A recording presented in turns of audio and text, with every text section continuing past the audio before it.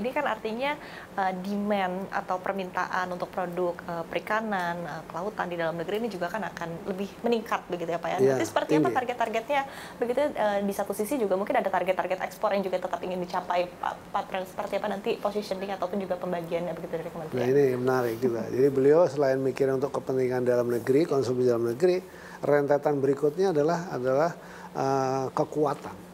Jadi kekuatan ketersediaan. Nah kekuatan ketersediaan ada dua yang dicapai. Nomor satu memodernisasi kapal perikanan tangkap. Jadi kapal perikanan tangkap kita ini banyak tapi kan masih tradisional. Itu beliau menugaskan kepada kami untuk memodernisasi kapal perikanan tangkap itu kira-kira sekitar 1.582 unit. Ya, dan ini nanti menjadi sebuah kekuatan yang besar karena di situ akan membutuhkan tenaga kerja kira-kira sekitar 64.000 orang untuk mengarmadai kapal itu sendiri. Terus produksinya sendiri juga sangat besar, bisa sampai 1,5 juta sampai 2 juta ton ikan. Dan ini artinya kepentingannya pasti kelasnya sudah kelas ekspor lah gitu.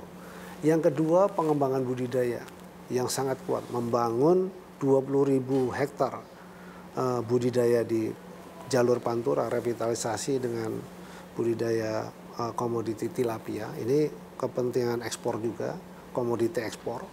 Kemudian yang kedua adalah budidaya udang, ya juga sama ekspor. Karena udang kita ekspornya itu satu tahun kira-kira 1,7 sampai 2 miliar dolar.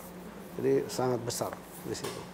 Nah jadi beliau mikirnya selain untuk kepentingan dalam bentuk MBK yang dibangun di setiap sentra, di spot-spot kabupaten kota, lalu kemudian kampung nelayan ditingkatkan kehidupannya melalui kegiatan yang produktif gitu. Tapi sisi lain juga kemudian dibangun modernisasi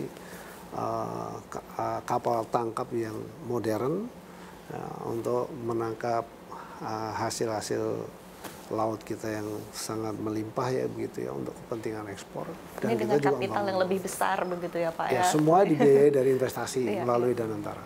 Oke, baik. Terakhir Pak, ketika kita berbicara berkaitan tadi ya grand map-nya begitu ya untuk program dari Pak Astacita begitu dari Pak Presiden, kemudian diimplementasikan begitu dalam rencana kerja Kementerian Kelautan dan Perikanan. Kemudian juga kita melihat ada beberapa aspek tadi seperti yang Anda sampaikan begitu bahwa blue economy ini begitu besar aspeknya. Nah, artinya kan dibutuhkan kerjasama dari berbagai pihak, sinkronisasi dari antar kementerian, kemudian juga dengan private sector, kemudian juga dengan masyarakat lokal utamanya Pak. Nah, seperti apa langkah-langkah yang dilakukan oleh KKP untuk bisa mengintegrasikan kerjasama atau kolaborasi ini ke depannya? Ya kita intens ya bicara dengan Kementerian Kehutanan terkait dengan pesisir untuk hutan-hutan perhutanan itu perhutanan masyarakat juga yang mangrove dan gitu ya, atau wilayah-wilayah yang harus kita jadikan zona budidaya. Lalu dengan Menteri LH itu kita intens, Menteri ATR BPN intens. Jadi 3 kementerian ini yang betul-betul kita paling intens selalu diskusi dan bicara di situ. Selain Danantara tentu, dan semua ini dikoordinasi oleh Pak Menko Pangan supaya kita bisa inline dan sinkron begitu.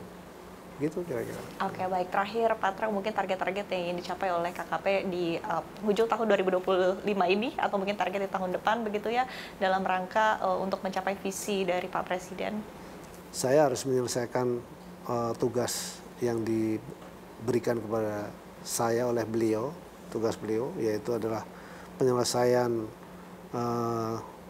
budidaya tilapia 20.000 hektar, penyelesaian tambak udang 2.000 hektar, terus kemudian penyelesaian modernisasi kapal 1.582 unit yang harus beres, lalu kemudian penyelesaian kampung nelayan merah putih ya, 4.000 kurang lebih sampai di akhir 2029, lalu kemudian penyelesaian pembangunan budidaya di setiap kabupaten, di 500 kabupaten kota di seluruh Indonesia. Dan kalau ini bisa terjadi, bisa berjalan dan terjadi, maka pertumbuhan 8% itu menurut saya sangat kecil gitu ya. Itu pasti bisa dipenuhi. Baik.